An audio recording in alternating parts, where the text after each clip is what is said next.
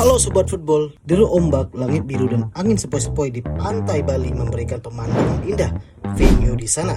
Tapi ini bukan soal liburan nih sob, tapi 32 nama terbaik dari Liga 1, Liga tetangga maupun mereka di Liga Eropa akan kembali disatukan. Memakai jersey berlambangkan merah putih di dada, mereka akan melakukan pemusatan latihan di Bali. Terlihat membanggakan bukan? Ya tentu ada kebanggaan tersendirilah dan tekad dari setiap pemain yang dipanggil. Apalagi ada beberapa nama yang udah lama gak kepanggil.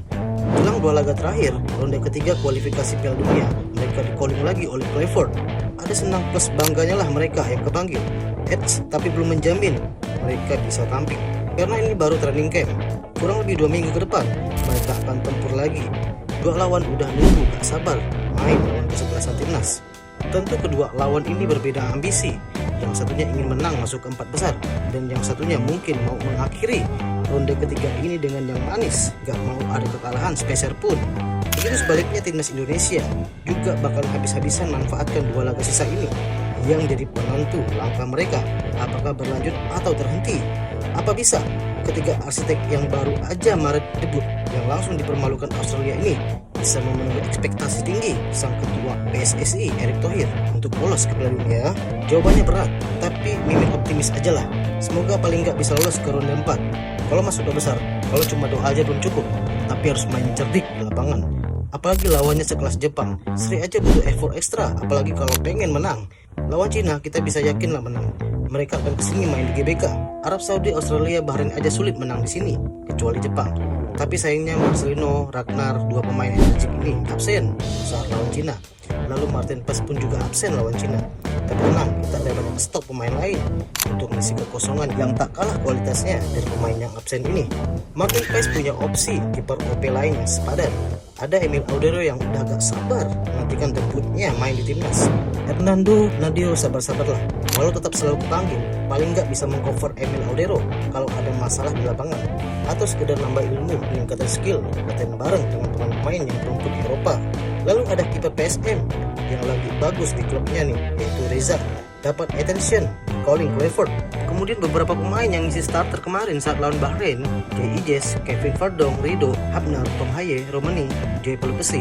Alhamdulillah mereka sehat-sehat, gak ada masalah, bisa bergabung nanti. Lalu Kevin Dix, Mr. Gordon James yang sempat diragukan, sekarang udah sembuh dan istilahnya saat main di klubnya ini bisa nambah kekuatan di lini belakang Garuda. Kemudian Egi Riki Kambuaya, Sandy Walsh tetap masuk dalam 32 nama yang bisa diharapkan jadi pembeda saat timnas lagi stuck mainnya di 2 laga tersisa. Kemudian ada beberapa pemain yang sempat menghilang dari line, di-calling lagi Clifford, yaitu 2 kembar lincah, Yance dan Yakob, kemudian Asnawi, Silempar Jauh Arhan dan Septian Bagaskara, bikin persaingan kesebelasan Garuda makin seru. Lalu ada pemain yang sudah lama gak kepanggil, yaitu Stefano Lillipali, akhirnya dipanggil kembali untuk menjadi salah satu opsi dari pemain-pemain yang absen nanti. Sebenarnya masih ada pemain lain yang gak saya sebut, biar gak bertele-tele aja. Oke, sebelum mikir jauh-jauh, pemain yang dipanggil ini tentunya bukan pada hura-hura di sana, tapi mereka akan menunjukkan kemampuan mereka, apakah memenuhi ekspektasi ketika trainer Belanda ini atau enggak. Tapi nggak bisa semua pemain diborong untuk main di bulan Juni nanti, dan tentu bakal ada yang dicoret. Ingat, lawan kita Cina dan Jepang, lawannya nggak mudah, karena kemarin habis ngalahin kita di putaran pertama. Cina yang berada di dasar klasemen tentu punya tekad masuk ke 4 besar. Kalau Jepang, ya kalian tahu sendiri, pemain-pemainnya ada yang di Bundesliga, dan bahkan ada di Premier League. Mereka udah kayak Eropanya Asia, bedanya cuma postur aja yang sama kayak kita, tapi mereka tangguh dan mainnya cepat dengan pressing tinggi.